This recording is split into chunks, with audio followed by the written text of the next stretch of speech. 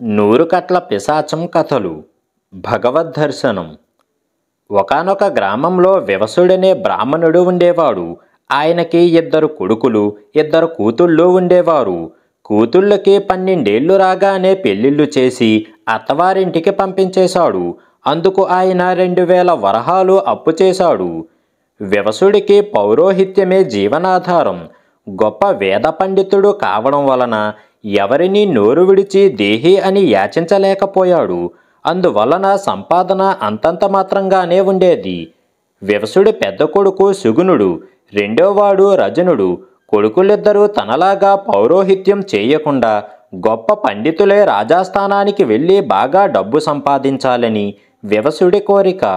అందుకని ఆయన వాళ్ళిద్దరికీ చిన్నతనం నుంచి వేదోపనిషత్తుల సారం, సంస్కృత కావ్యాల భావ విశేషం నూరిపోసేవాడు. సుగుణుడికి చదువు అబ్బలేదు. తండ్రి బలవంతం మీద కొన్నాళ్ళు చదువుకున్నాడు గాని చివరికి ఒకరోజు తండ్రితో, "ఈ చదువు నా వల్ల కాదు. నేను మేనమామల ఇంటికి వెళ్ళి జీవితానికి పనికి వచ్చే చదువులు నేర్చుకొని బాగా డబ్బు సంపాదించి వచ్చి మీకు సాయపడతాను" అని అన్నాడు. సుగుణుడి మేనమామలు వ్యాపారం చేసి అందులో రాణించి బాగా డబ్బు గడించారు. సుగుణుడిని తమ వద్దకు పంపమని చాలా కాలంగా వాళ్ళు అడుగుతున్నారు. వారి ఇంట సుగుణుడికి ఈడైన అమ్మాయి ఉన్నది. ఆమెనిచ్చి పెళ్లి చేసి వాళ్ళు సుగుణుణ్ణి తమ వద్దనే ఉంచుకోవాలి అనుకున్నట్లు వ్యవసుడికి తెలిసింది. కానీ సుగుణుడిని వాళ్ళ దగ్గరకు పంపడం ఆయనకు ఇష్టం లేదు. ఎందుకంటే వాళ్ళు స్వార్థపరులు. సుగుణుడు ఓసారి వాళ్ళింటికి వెడితే అతను కన్నవారిని కూడా మరిచిపోయేటంత స్వార్థపరుడు అయిపోతాడని ఆయన భయం. "నువ్వు వాళ్ళ వద్దకు వెళ్ళడం నాకైతే ఇష్టం లేదు. అలాగని నాకిష్టమైతే వెళ్ళొద్దని అనలేను" పరోక్షంగా చెప్పాడు వ్యవసుడు. తండ్రి ఉద్దేశం సుగుణుడికి అర్థమయ్యింది. అయినా "నాకిష్టమే" అని చెప్పి మేనమామల ఇంటికి వెళ్ళిపోయాడు. నిరుత్సాహపడ్డ వ్యవసుడు ఇక చిన్న కొడుకు రజనుడి మీదే తన ఆశలన్నీ పెట్టుకున్నాడు. ఆ పైన రజనుడు కూడా చదువంటే ఎంతో ఆసక్తి చూపడం ఆయనకు ఎంతో సంతోషం కలిగించింది. కానీ ఆ సంతోషం ఎంతో కాలం నిలవలేదు. తండ్రి చెప్పిన చదువు వంట పట్టించుకున్న రజనుడు 10 ఏళ్ల వయసుకే వేదాంతిలా తయారయ్యాడు. అతడికి ఐహిక సుఖాల మీద మోజు లేదు. 10 కాలాల పాటు జీవించాలన్న కాంక్ష కూడా లేదు. ఏ పని చెయ్యకుండా ఎప్పుడూ పరధ్యానంగా ఉండేవాడు. ఎవరైనా అదేమని అడిగితే భగవంతుడి గురించి ఆలోచిస్తున్నాను అనేవాడు.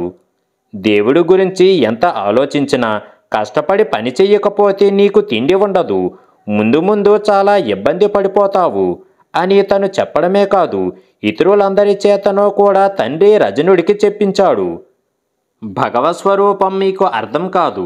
నా ప్రాణం నిలబెడుతున్నది మన చుట్టూ ఉన్న ప్రాణవాయువు. ఆ ప్రాణవాయువును పీల్చడానికి తెలిసి నేను ఏ ప్రయత్నమూ చేయడం లేదు కదా. అలాగే తిండి కోసము నేను ఏ ప్రయత్నమూ చెయ్యను అని రజనుడు ప్రతి ఒక్కరికి బదులు చెప్పాడు. కానీ ఈ భూమి మీద అందరూ తిండి కోసం ఏదో ఒక ప్రయత్నం చేస్తున్నారు. నువ్వు అందరిలా ఉండకపోవడం వల్ల నీ తండ్రి దుఃఖపడుతున్నాడు. ఆ దుఃఖం పోగొట్టడం కొడుకుగా నీ బాధ్యత అని మరికొందరు అతడికి చెప్పారు. సుఖం, దుఃఖం, కష్టం, నష్టం అన్నీ మనం కల్పించుకున్న భ్రమలు. మనసు మీద అదుపు తెచ్చుకున్న వాడికి అవన్నీ ఒక్కలాగే ఉంటాయి అనేవాడు రజనుడు. తర్కంలో మీ వాణ్ణి ఎవ్వరూ మించలేరు అనేవారు బయటి వాళ్ళు వ్యవసుడితో. కొడుకు ప్రతిభ వ్యవసుడికి సంతోషం కలిగించేది కాదు. ఎందుకంటే కూతుళ్ళ పెళ్లిళ్లకు చేసిన అప్పు మీద వడ్డీ నానాటికి పెరుగుతున్నది. కొడుకులిద్దరిలో ఒక్కడూ కలిసి రాకపోవడంతో అంతా నా దురదృష్టం అని ఆయన విచారించేవాడు. ఇలా ఉండగా ఒకరోజు ఆ గ్రామానికి చిరంజీవి అనే జ్ఞాని వచ్చాడు. అతడు గురువు ఆదేశం మీద దేశదేశాలు తిరిగి ప్రజలకు జ్ఞానబోధ చేస్తున్నాడు. ఆ గ్రామంలో అతడు చెప్పిన మాటలు విన్నాక వ్యవసుడు చిరంజీవిని తన ఇంటికి ఆహ్వానించి తగు రీతిలో సత్కరించి తన సమస్య చెప్పుకున్నాడు. చిరంజీవి ఆయన మాటలు శ్రద్ధగా విన్నాడు. రజనుడిని ఓసారి తన వద్దకు రప్పించుకొని మాట్లాడాడు. రజనుడు అతడు అడిగిన వాటికి చురుగ్గా తెలివిగా సమాధానమిచ్చాడు. చిరంజీవి ఎంతో ముచ్చటపడి, "ఇంత చిన్న వయసులో నీవు సముపార్జించిన జ్ఞానం అపారం. కానీ ఇంకా ఏదో అసంతృప్తి నిన్ను బాధిస్తున్నట్లే ఉన్నది. కారణం ఏమిటి అని అడిగాడు. నాకు దేవుణ్ణి చూడాలని ఉన్నది, నాకున్న కోరిక అదొక్కటే అన్నాడు రజనుడు. దేవుణ్ణి చూడాలంటే కఠోర నియమాలతో తపస్సు చేయాలి, శరీరం ఎన్నో శ్రమలకు గురవుతుంది అన్నాడు చిరంజీవి. దేవుడిది శాశ్వత రూపం, ఆయన రూపాన్ని ఒక్కసారి చూడటం కోసం అశాశ్వతమైన నా శరీరం ఎంత శ్రమనైనా ఓర్చుకోగలదు అన్నాడు రజనుడు. అప్పుడు చిరంజీవి వివసుడితో, మీ అబ్బాయి సామాన్యుడు కాదు, కారణజన్ముడు. ఐహిక సంబంధాలతో ఇతన్ని సంసార జీవితానికి పరిమితం చేయతగదు. నేనితడిని నా కూడా తీసుకువెళ్ళి దేవుణ్ణి చూపిస్తాను అని అన్నాడు. వివసుడు తెల్లబోయి, స్వామి, తమరు వీడి మనసులో మార్పు తీసుకువచ్చి నాకు సహాయం చేస్తారని ఆశపడ్డాను. మీరేమో వీణ్ణి పూర్తిగా నా నుంచి వేరు చేసి మీ కూడా తీసుకుని వెళతానంటున్నారు. ఇది మీకు న్యాయమా అని అడిగాడు. రజనుడి నీకు సహాయపడటం లేదని ఎవరన్నారు అంటూ వివసుడికి 5,000 వరహాలు ఇచ్చి, ఈ డబ్బుతో నీ బాకీలు తీర్చుకో, ఈ రోజు నుంచి నీవు రుణ విముక్తుడివి అని అన్నాడు. అభిమానంతో ఎందరో తనకిచ్చిన కానుకలను అలా వాడుకుంటాడు చిరంజీవి. తర్వాత చిరంజీవి రజనుడితో కలిసి ఒక ఆశ్రమానికి వెళ్ళాడు. అక్కడ చిరంజీవికి శిష్యుడైన నకులుడనే పండితుడు ఒక గురుకులం నడుపుతున్నాడు. రజనుణ్ణి నకులుడికి అప్పగించాడు చిరంజీవి. ఇతడికి దేవుణ్ణి చూడాలని ఉన్నది, చూపించు అని చెప్పి వెళ్ళిపోయాడు. రజనుణ్ణి నకులుడు తన దగ్గరకు పిలిచి కొన్ని ప్రశ్నలు అడిగి అతడి పాండిత్యాన్ని పరీక్షించాడు. ఆ తర్వాత, నీకు నేనొక మంత్రం చెబుతాను. ఓ చెట్టు కింద కూర్చొని రోజు ప్రాతకాలం నుంచి సంధ్యా సమయం వరకు మంత్రోచ్చారణ చేస్తూ ధ్యాన నిమగ్నుడివై తపస్సు చెయ్యి. తపస్సు చేసే సమయంలో పచ్చి మంచినీళ్లు కూడా తాగకూడదు అని చెప్పాడు. రజనుడు సరేనని తపస్సు ప్రారంభించాడు. అతడి కార్యదీక్ష ఎటువంటిదంటే తొలి రోజునే అతడికి ఆకలి దప్పులు తెలియలేదు. అలా అతడు మాసం రోజులు చేశాడు. అతడి పట్టుదలకు నకులుడు ఆశ్చర్యపోయాడు. కొంతకాలం గడిచాక నకులుడు రజనుణ్ణి మెచ్చుకొని, నీ ఏకాగ్రత అద్భుతమైనది. ఇంత తక్కువ కాలంలో దేవుణ్ణి చూడగల తపోశక్తి పొందినవారు అరుదు. ఈ రోజు కూడా నీ తపోదీక్ష యథాప్రకారం కొనసాగించు. రేపే నీకు భగవద్ దర్శనం కలుగుతుంది అని చెప్పాడు నకులుడు. రజనుడు ఆ రోజు కూడా ఎప్పటిలాగా తపస్సు కొనసాగించాడు. తపస్సు ముగిసిన సమయానికి రజనుడి ఎదుట ఓ కుష్ఠిరోగి కనిపించాడు. రజనుడు కళ్ళు తెరవగానే ఆ రోగి తన గురించి అతడికి చెప్పుకున్నాడు. 10 ఏళ్ల క్రితం అతడికి ఆ రోగం వచ్చింది. భాగ్యవంతుడు కావడం వల్ల ఆ జబ్బు నయం కావడానికి ఎందరో వైద్యులను సంప్రదించాడు. మందులకు ఎంతో డబ్బు ఖర్చు చేశాడు. ప్రయోజనం కనబడలేదు. క్రమంగా జబ్బు ముదిరిపోయింది. అయిన వాళ్ళందరూ అతన్ని చిన్నచూపు చూడడం ప్రారంభించి కొన్నాళ్లకు ఇంట్లో నుంచి గెంటేశారు. అతడు బయట తిరుగుతూ ఆ రోజే నకులుడి ఆశ్రమం చేరుకున్నాడు. రజనుడు కనుక తన తపోబలాన్ని ధారపోస్తే అతడి వ్యాధి పూర్తిగా మాయమైపోతుంది. రజనుడు అతడి కథ విన్నాక నకులుడు వద్దకు వెళ్ళి కుష్ఠిరోగి పలికిన మాటలు చెప్పి, నిజంగా నా వల్ల అతడి వ్యాధి మాయం అవుతుందా అని అడిగాడు. నీ తపోబలం అపారం, దానితో ఇతడి వ్యాధి నివారణ అవుతుంది. కానీ దైవదర్శనం కలగాలంటే నీవు మళ్ళీ తపస్సు మొదలు పెట్టాల్సి ఉంటుంది అన్నాడు నకులుడు. రజనుడు మరో ఆలోచన లేకుండా వెంటనే తన తపోబలాన్ని ఆ కుష్ఠిరోగికి ధారపోశాడు. మరుక్షణం ఆ రోగి శరీరానికి దగదగా మెరిసే పసిడి ఛాయ వచ్చింది. అతడు రజనుడి కాళ్ళ మీద పడిపోయాడు. అతడి రోగం పూర్తిగా నయమైపోయిందని రజనుడికి కూడా ఎంతో సంతోషం కలిగింది. రజనుడు మళ్ళీ తపస్సు ప్రారంభించాడు. అతడి తపస్సు ఫలించే సమయానికి ఈసారి ప్రతాపసేనుడనే రాజు రజనుడి ఎదుట కనిపించాడు. ఒక దుష్ట మాంత్రికుడు ఆయన్ని రాజ్యభ్రష్టుణ్ణి చేశాడు. సింహాసనం ఆక్రమించాడు. ఆ దుష్ట మాంత్రికుడి పాలనలో ప్రజలు అష్టకష్టాలు పడుతున్నారు. రజనుడు తన తపోబలం ధారపోసి మాంత్రికుణ్ణి నాశనం చేశాడు. ప్రతాపుడు తిరిగి రాజయ్యాడు. రజనుడు ఎంత వద్దన్నా వినకుండా ప్రతాపుడు అతడికి తన రాజ్యానికి పిలిచి ఘనంగా సన్మానించాడు. ఆ దేశ పౌరులు అతన్ని దేవుడిలా ఆరాధించారు. తర్వాత ప్రతాపుడు ఎంత వేడుకున్నా వినకుండా రజనుడు తిరిగి నకులుడి ఆశ్రమానికి వెళ్ళి మళ్ళీ తపస్సు ప్రారంభించాడు. ఈసారి తపస్సు ఫలించే సమయానికి జగత్సేనుడనే మహారాజు వచ్చాడు. అతడి రాజ్యంలో అనావృష్టి, 2 ఏళ్లుగా వానలు లేవు. ఈసారి కూడా రజనుడు తన తపోబలాన్ని ధారపోసి ఆ దేశంలో వానలు కురిపించాడు. ఆ దేశ పౌరులందరూ ఆనంద ఉత్సాహాలతో అతడికి బ్రహ్మరథం పట్టారు. ఇది జరిగిన తర్వాత నకులుడు, నా ఆశ్రమంలో నీ తపస్సు నిర్విఘ్నంగా కొనసాగడం లేదు. ఇందుకు నాకెంతో విచారంగా ఉన్నది.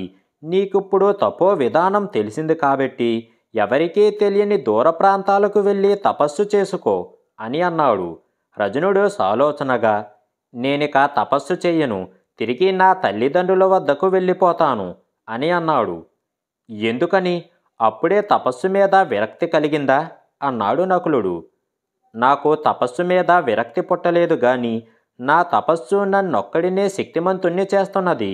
నా ఏకాగ్రతను జ్ఞానంపై కేంద్రీకరిస్తే సృష్టి రహస్యాల్ని బాగా ఆకలింపు చేసుకోగలను. ఆ జ్ఞానం శిష్యులకు పంచిబెడితే వారు వ్యాధుల్ని నిర్మూలిస్తారు, దుష్టశక్తుల్ని నాశనం చేస్తారు, భూమిని సుభిక్షం చేస్తారు అన్నాడు రజనుడు. కావచ్చు గాని మరి దైవ దర్శనం సంగతి ఏమిటి? దేవుడి దర్శనం చేసుకోవా అని అడిగాడు నకులుడు. రజనుడు నవ్వి, స్వామి, తమకు తెలియకనా నన్ను అడుగుతున్నారు? చిరంజీవి నన్ను మీకెందుకు అప్పజెప్పారో నాకిప్పుడు అర్థమయ్యింది. మన చుట్టూ ఉన్నవారి సంతోషంలోనే దేవుడు ఉన్నాడు. ఆ సంతోషం చూసిన నాకు ఎప్పుడో భగవద్ దర్శనమయ్యింది. ఎదుటివారికి సంతోషం కలిగించడంలోనే నాకు దేవుణ్ణి చూసినంత సంతోషం కలుగుతున్నది. వృద్ధాప్యంలో నా సంరక్షణలో సుఖపడాలనుకున్న నా తల్లిదండ్రుల్ని సంతోషపెట్టడం ఇప్పుడు నా విధి అని తన ఊరు వెళ్ళిపోయాడు. అటుపైన రజనుడు తన ఊళ్ళో తల్లిదండ్రులను సేవించుకుంటూ ప్రజలకు ఉపయోగపడే ఎన్నో సృష్టి రహస్యాలను శోధించి భేదించి ఎంతో జ్ఞాన సముపార్జన చేశాడు. ఆ జ్ఞానాన్ని తన శిష్యుల ద్వారా ప్రపంచవ్యాప్తం చేశాడు. వినయశీలుడు ఈ కథ ముగించగానే, దేవుడు ఎదుటివారి సంతోషంలోనే ఉన్నాడనే మాట అక్షరాలా నిజం. ఆ విషయం తెలుసుకోవడానికి తపస్సు చేయాల్సిన అవసరం లేదు. మన చుట్టూ ఉన్న ప్రపంచాన్ని మానవత్వంతో పరిశీలిస్తే చాలు. అప్పుడు తెలుస్తుంది, ఎదుటివారి సంతోషంలో దేవుడు ఉన్నట్లే, ఎదుటివారి దుఃఖంలో రాక్షసుడు ఉంటాడని. ఇంతకాలం నేను రాక్షసుడి దర్శనం చేసుకుంటూ ఆనందం పొందుతున్నానన్నమాట. ఎకనైనా నేను భగవద్ దర్శనం చేసుకునేలా నన్ను నేను మార్చుకోవాలి అనుకున్నది మహారాణి. మహారాణి ఆలోచనలు ఎలా ఉన్నప్పటికీ ఆమెకి కథ బాగా నచ్చింది. ఆమె కథని మెచ్చుకోగానే వినయశీలుణ్ణి ఆవహించిన 100 కట్ల పిశాచానికి మరో కట్టు విడిపోయింది. మర్నాడు వినోద ప్రదర్శనకు ముందు యథాప్రకారం కథ వినడానికి మళ్ళీ వచ్చింది మహారాణి. వినయశీలుణ్ణి ఆవహించిన పిశాచం మరో కథ చెప్పడం ప్రారంభించింది. 100 కట్ల పిశాచం కథలు. రాక్షస జన్మ. ఒకానొక గ్రామంలో గౌతముడు అనే సద్బ్రాహ్మణుడు ఉండేవాడు. అతడికి పెళ్ళీడుకు ఎదిగిన ప్రభావతి అనే కూతురు ఉంది. గౌతముడు ఊరికి సమీపంలో ఉన్న చతురపట్నంలో విప్రనారాయణుడు ఉండేవాడు. అతడు సద్బ్రాహ్మణుడే. అతని కుమారుడు సత్యనాథుడు తన కుమార్తెకు అన్ని విధాలా ఈడు జోడుగా ఉంటాడని గౌతముడికి తెలిసింది. మంచి ముహూర్తం చూసుకొని ఒకరోజు చతురపట్నానికి ప్రయాణమయ్యాడు. అనుకోకుండా అదే సమయంలో ఆ ఊరు సావుకారు కూడా తన గుర్రపు బగ్గీ మీద చతురపట్నం వెడుతూ దారిలో గౌతముణ్ణి చూసి తన బగ్గీలో ఎక్కించుకున్నాడు. అలా గౌతముడి ప్రయాణం సుఖంగా సాగిపోయింది. గౌతముడు విప్రనారాయణుడి ఇల్లు చేరుకునేసరికి ఇంట్లో సత్యనాథుడు ఒక్కడే ఉన్నాడు. తన తల్లిదండ్రులు అత్యవసర పని మీద పొరుగురు వెళ్ళారని 2 రోజుల్లో తిరిగి రాగలరని సత్యనాథుడు ఆయనకి చెప్పాడు. సత్యనాథుడు సన్నగా పొడుగ్గా చురుగ్గా ఉన్నాడు. మాట సౌమ్యంగా ఉన్నది. అతడు గౌతముడికి బాగా నచ్చాడు. ఎలాగో అలా ఈ సంబంధం స్థిరపరచాలని మనసులో గట్టిగా అనుకున్నాడు గౌతముడు. 2 రోజుల్లో విప్రనారాయణ దంపతులు పొరుగుల్లో పని పూర్తి చేసుకొని చతురపట్నానికి తిరిగి వచ్చారు. గౌతముడు వారిని కలుసుకొని తాను వచ్చిన పని చెప్పాడు. వారు గౌతముడి వివరాలు తెలుసుకొని, మీది చక్కని సంప్రదాయ కుటుంబం, మీతో సంబంధం కలుపుకోవడం మాకు అదృష్టంగా భావిస్తున్నాము. మా ముఖ్య బంధువులలో కొందరితో కలిసి వారం రోజుల్లో మీ ఇంటికి వస్తాము. పిల్ల నచ్చితే వెంటనే వివాహం జరిగిపోతుంది. పిల్ల నచ్చుతుందనే మా నమ్మకం అని అన్నారు. ఆ మాటలకు గౌతముడు కొంచెం సంతోషించిన అంతకంటే ఎక్కువగా కలవరపడ్డాడు. పెళ్ళి వెంటనే జరిగిపోవాలా?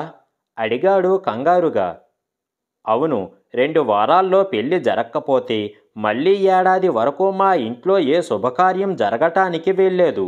మీ సంబంధం నచ్చిందనే గాని లేకపోతే ఏడాది వరకు మా అబ్బాయికి పెళ్లి చేసే ఉద్దేశమే మాకు లేదు అన్నాడు విప్రనారాయణ. గౌతముడు ఆలోచనలో పడ్డాడు. మగ పెళ్లివారికి ప్రభావతి నచ్చుతుందని ఆయనకి నమ్మకమే. ఎందుకంటే ఆయనకు సత్యనాథుడి విషయం చెప్పిన మనిషే ప్రభావతి గురించి కూడా వాళ్ళకి చెప్పాడు. అయితే ఆడపిల్ల పెళ్ళంటే మాటలు కాదు, పెళ్లి ఖర్చులకు కనీసం 2000 వరహాలు కావాలి. ప్రస్తుతానికి తన ఇంట్లో 1000 వరహాలున్నాయి. మిగతా 1000 వరహాలు అప్పు చేసి తేవాలి. అందుకు ఊళ్ళో తెలిసిన వారిని ఆశ్రయించాలి. ఊళ్ళో తనకు పరపతి ఉంది కాబట్టి ఎలాగో అప్పు పుట్టొచ్చు. కానీ పెళ్లి ఏర్పాట్లు చెయ్యడం కూడా చాలా పెద్ద పని. అందుకు బంధుమిత్రుల్ని కూడగట్టుకోవాలి. అందుకు తనకు తగినంత సమయం కావాలి. ఏది ఏమైనా ఈ సంబంధం చాలా మంచిది కాబట్టి విప్రనారాయణ చెప్పినట్లు చేయక తప్పదనుకున్నాడు గౌతముడు. అన్నింటికీ ఒప్పుకొని తిరుగు ప్రయాణం అయ్యాడు. సమయం ఎంతో లేదు కాబట్టి ఆయన తొందరగా తన ఊరు చేరుకోవాలి. సావుకారు బండి లేదు కాబట్టి కాలినడకే శరణ్యం. చుట్టుదారి కాకుండా దగ్గర దారిలో తన గ్రామానికి వెళ్ళాలంటే అరణ్య మార్గంలో కొంత ప్రయాణం చెయ్యక తప్పదు. కానీ అది చాలా దట్టమైన అడవి, ప్రమాదకరమైన అడవి. అందులో క్రూర జంతువులే కాక భూతప్రేత పిశాచాలు కూడా తిరుగుతూ ఉంటాయని చెప్పుకుంటారు. అందుకని బాగా అత్యవసర పనుంటే తప్ప సాధారణంగా ఎవ్వరూ ఆ అడవి మార్గంలో వెళ్ళరు. గౌతముడి మనసిప్పుడు పూర్తిగా కూతురు పెళ్లి గురించిన ఆలోచనలతో నిండిపోయింది. అందువల్ల ఆయనకి అడవి గురించిన భయం వెయ్యడం లేదు. ఆయన అడవిలో ప్రవేశించి కొంత దూరం నడిచి వెళ్ళాక దారికి అడ్డంగా పడుకున్న ఓ భయంకర రాక్షసుడు కనిపించాడు. అప్పటికి గాని తానెలాంటి ప్రమాదకరమైన మార్గంలో వెళుతున్నాడో గౌతముడికి అర్థం కాలేదు. ఆ రాక్షసుడు తాళ ప్రమాణంలో ఉన్నాడు. ఎందుకనో అతడు మూలుగుతున్నాడు. గౌతముడు మొదట ఆ రాక్షసుని తప్పించుకొని పోవాలి అనుకున్నాడు. కానీ అతడి మూలుగు విని ఆగిపోయాడు. ఆ మూలుగు హృదయ విదారకంగా ఉండటంతో ముందడుగు వేయలేకపోయాడు. ధైర్యం చేసి అతన్ని సమీపించి తాకి చూశాడు. ఆ రాక్షసుడి శరీరం సలసలా కాగిపోతుంది. గౌతముడికి కొద్దిగా వైద్యం తెలుసు. ఆయన ఆ చుట్టుపక్కల వెతికి కొన్ని మూలికలు సంపాదించాడు. రాక్షసుడి వద్దకు వెళ్ళి, ఓయి, ఈ మూలికలు తిన్నావంటే నీ శరీరం కుదుట పడుతుంది అని అన్నాడు. అయితే ఆ రాక్షసుడు స్పృహలో లేడు. వేరే దారి లేక గౌతముడు మరి కాస్త ధైర్యం చేసి అతి కష్టం మీద పర్వతం లాంటి ఆ శరీరాన్ని అధిరోహించి మూలికలు అతడి నోట్లో వేశాడు. అప్పుడు రాక్షసుడు అప్రయత్నంగానే వాటిని నమిలాడు. కాసేపటికే మూలుగు మాని లేచి కూర్చున్నాడు. అప్పుడు గౌతముణ్ణి చూసి, ఎవరు నువ్వు అని అడిగాడు. నా పేరు గౌతముడు. దారిలో పడి ఉన్న నిన్ను చూసి వైద్యం చేశాను అని చెప్పాడు. రాక్షసుడు గౌతముడికి నమస్కరించి, నాకిప్పుడు ఒంట్లో ఎంతో తేలికగా ఉన్నది. నా జ్వరం తగ్గించిన మీకు నేనెంతో రుణపడి ఉన్నాను. కానీ నన్నిప్పుడు ఆకలి సమస్య బాధిస్తున్నది. ఒంట్లో బాగా నీరసంగా ఉండటం వల్ల వేటాడి ఆహారం సంపాదించుకునే ఓపిక లేదు. ఏం చెయ్యాలో నువ్వే చెప్పు అని అన్నాడు. నేనేం చెబుతాను? నాకు చేతనైనది నేను చేశాను. నువ్వేం చెయ్యాలో నువ్వే నిర్ణయించుకోవాలి అన్నాడు గౌతముడు. రాక్షసుడు వెంటనే గౌతముణ్ణి తన కుడి చేత్తో ఒడిసి పట్టుకొని, అయితే నా నిర్ణయం చెబుతాను విను. ఆకలి భరించలేను, నిన్ను తినేస్తాను అని అన్నాడు. గౌతముడు వణికిపోతూ, నేను నిన్ను జ్వరబాధ నుంచి విముక్తుణ్ణి చేశాను. నువ్వు నన్ను చంపాలనుకోవడం అన్యాయం అని అన్నాడు. రాక్షసుడు వెంటనే, జ్వరబాధ తీరడం వల్లనే నాలో ఆకలి పుట్టింది. జ్వరం తగ్గినప్పుడు నరమాంసానికి మించిన పథ్యం లేదు. నీవు సద్బ్రాహ్మణుడవు. నాకు ఆహారం కావటానికి సిద్ధపడతావు అనుకున్నాను అని అన్నాడు. అప్పటికి గౌతముడికి భయం తగ్గింది. ఆయన రాక్షసుడితో, నువ్వన్న మాటల్లో నిజమున్నది. నేను సంతోషంగా నీకు ఆహారం కావడానికి సిద్ధపడేవాడిని. కానీ అవతల నాకు ఒక బాధ్యత ఉన్నది. నా కూతురు ప్రభావతికి పెళ్లి చెయ్యాలి. అది జరిగిపోతే నిశ్చింతగా నీకు ఆహారం అవుతాను అని అన్నాడు. రాక్షసుడు తల అడ్డంగా ఊపి, నా నుంచి తప్పించుకుపోయేందుకు అబద్ధాలు చెబుతున్నావు. నీ మాటలు నేను నమ్మను అని అన్నాడు. నేను సద్బ్రాహ్మణుడిని అని నువ్వు నమ్మితే నేను అసత్యం పలకనని కూడా నువ్వు నమ్మగలవు. నా బాధ్యత తీరిపోతే నిజంగానే సంతోషంగా నీకు ఆహారమైపోతాను అని అన్నాడు. అయితే నాతో పద అని రాక్షసుడు గౌతముణ్ణి తీసుకొని ఓ కొండ గుహలలోకి వెళ్ళాడు. ఆ గుహలో ఉన్న ఏర్పాట్లు చూసి గౌతముడు ఆశ్చర్యపోయాడు. ఓ మనిషి బయటి ప్రపంచంతో నిమిత్తం లేకుండా బ్రతకటానికి కావలసిన ఆహార దినుసులన్నీ అక్కడ ఉన్నాయి. 4 పాడి ఆవులు ఉన్నాయి. ఓ వంట మనిషి ఉన్నాడు. రాక్షసుడు ఆ వంట మనిషిని పిలిచి, ఈయన నా అతిథి. నేను తిరిగి వచ్చేదాకా ఈయనకి ఆకలి బాధ కలగకుండా చూడు అని చెప్పాడు. ఆ తర్వాత గౌతముడితో, నేనిప్పుడు నీ రూపంలో నీ ఇంటికి వెళతాను. నీ కూతురు పెళ్ళి ఘనంగా జరిపిస్తాను. నేను తిరిగి వచ్చేదాకా నువ్విక్కడ సుఖంగా కాలం గడుపు అని గుహకు ఓ బండరాయి అడ్డంగా పెట్టి వెళ్ళిపోయాడు. ఏం జరుగుతున్నది గౌతముడికి ఓ పట్టాన అర్థం కాలేదు. తర్వాత గౌతముడు వంట మనిషిని అడిగి రాక్షసుడి వివరాలన్నీ తెలుసుకున్నాడు. ఈ రాక్షసుడు పరమ నిష్ఠాగరిష్ఠుడు. రోజూ ఉదయం సాయంత్రం సంధ్యావందనాలు చేస్తాడు. మధ్యాహ్నం వేటకు వెళ్ళి అడవి జంతువులను కొట్టి తెస్తాడు. అలా వేటాడుతూనే ఓసారి అడవిలో ఈ వంట మనిషిని పట్టిబంధించాడు. రోజూ తనకు వంట చేసి పెడితే అతనిని ఏమీ చెయ్యనని రాక్షసుడు అతడికి మాట ఇచ్చాడు. ఇదివరలో నీలాగే ఓ మనిషిని తీసుకువచ్చాడు రాక్షసుడు. ఇలాగే వారం రోజులు ఈ గుహలో మంచి తిండి వండి పెట్టాను. తర్వాత రాక్షసుడికి ఆ మనిషినే వండి పెట్టాను. బహుశా నీ పని కూడా అంతే అవుతుంది అనుకుంటున్నాను అన్నాడు వంట మనిషి. గౌతముడికి ఒళ్ళు జలధరించింది. ఒక మనిషిని మరో మనిషి వంట దినుసుగా చేయడమా అన్నాడు. ఏం చేస్తాను? ప్రాణాలు రక్షించుకోవటానికి నేను ఏమైనా చెయ్యాలి. అయినా మనిషిని చంపేది నేను కాదుగా, రాక్షసుడే చంపుతాడు. నేను చేసేదల్లా మాంసం వండటమే అన్నాడు వంట మనిషి.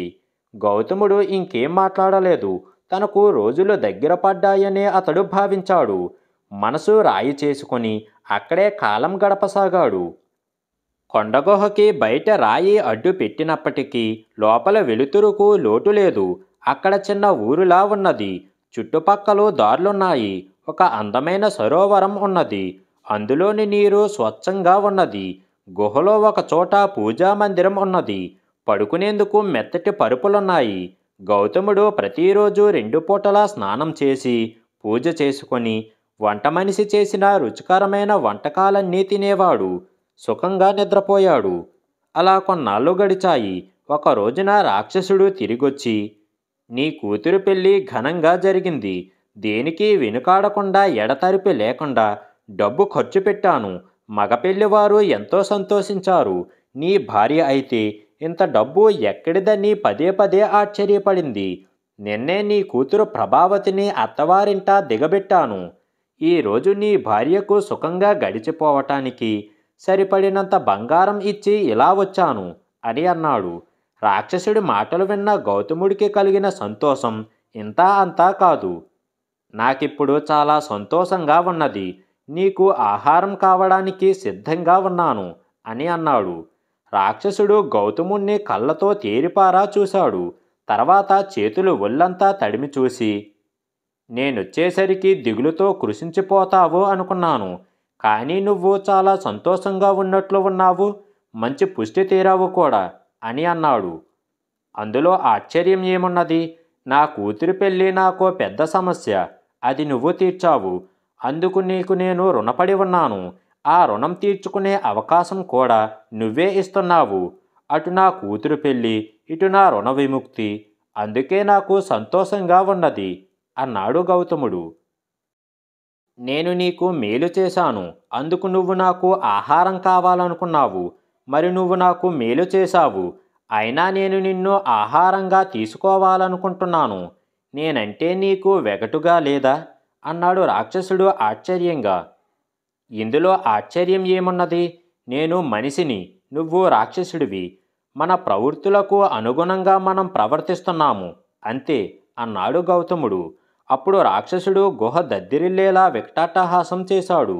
గౌతముడు హడలిపోయి తన వంక చూస్తూ ఉంటే, భయపడకు, నువ్విప్పుడు నాకు జన్మ తరింపజేసే గొప్ప విషయం చెప్పావు. అందువల్ల పట్టరాని సంతోషం కలిగింది. అలాంటి సమయాల్లో నేనిలాగే నవ్వుతూ ఉంటాను అన్నాడు ఆనందంగా. గౌతముడు తెల్లబోయి, అంత గొప్ప విషయం నేనేం చెప్పాను? దానివల్ల నీకెందుకు ఇంత ఆనందం కలిగిందో నాకు అర్థం కావడం లేదు అని అన్నాడు. నేనొక రాక్షసుణ్ణి. మనుషులు నా ఆహారం. వాళ్ళను తినడం నా జాతి ధర్మం. నేను నిత్యం జపతపాలు చేస్తున్నాను. నాకు చెప్పలేనంత దైవభక్తి కూడా ఉన్నది. కానీ అందరూ మనుష్య జన్మ ఉత్తమమైనదని, రాక్షస జన్మ నీచమైనదని అంటారు. అదెలాగో అర్థం కాక ఇన్నాళ్ళు తికమక పడుతున్నాను. ఇప్పుడు నాకు అర్థమయ్యింది. అపకారికి కూడా ఉపకారం తలపెట్టేవారు మనుషులు. ఉపకారికి కూడా అపకారం చెయ్యాలనుకునేవారు రాక్షసులు. ఈ తేడా తెలిసింది కాబట్టి నేనిక రాక్షస జన్మ చాలించి మనుష్య జన్మ కోసం ప్రాకులాడుతాను. ఈ గుహలో ఉన్న సకల సంపదలతో నాకిక పని లేదు. నీవు ఈ వంట మనిషి వీటిని తీసుకొని సుఖంగా బ్రతకండి అని రాక్షసుడు వెంటనే మాయమైపోయాడు. గౌతముడికి వంట మనిషికి ఆశ్చర్యం నుంచి తేరుకోవటానికి కొంత సమయం పట్టింది. తర్వాత అక్కడున్న సంపదను వాళ్ళిద్దరూ సమంగా పంచుకొని తమ తమ ప్రాంతాలకు వెళ్ళిపోయారు. అక్కడ కలకాలం హాయిగా జీవించారు. వినయశీలుడు ఈ కథ ముగించగానే, నేను మహారాణిగా అనుభవిస్తున్న ఈ సుఖ వైభోగాలన్నీ ప్రజాధనంతో సమకూరినవి. ఆ ప్రజల్ని వినోద ప్రదర్శన పేరుతో హింసిస్తున్నాను. నా ప్రజలు నాకు ఉపకారం చేశారే తప్ప అపకారం ఏమీ చెయ్యలేదే. మరి నేను వారినెందుకు హింసిస్తున్నాను? నేను మానవ రూపంలో ఉన్న రాక్షసినా? అపకారికి కూడా ఉపకారం చెయ్యాలని రాక్షసుడే మనుష్య జన్మ కోసం ప్రాకులాడుతూ ఉంటే మనిషినైన నేను మనిషిలా మారుద్దా అనుకున్నది మహారాణి. మహారాణి ఆలోచనలు ఎలా ఉన్నప్పటికీ ఆమెకి కథ బాగా నచ్చింది. ఆమె కథని మెచ్చుకోగానే వినయశీలుణ్ణి ఆవహించిన 100 కట్ల పిశాచానికి మరో కట్టు విడిపోయింది. మర్నాడు వినోద ప్రదర్శనకు ముందు యథాప్రకారం కథ వినడానికి మళ్ళీ వచ్చింది మహారాణి. వినయశీలుణ్ణి ఆవహించి ఉన్న పిశాచం మరో కథ చెప్పడం ప్రారంభించింది.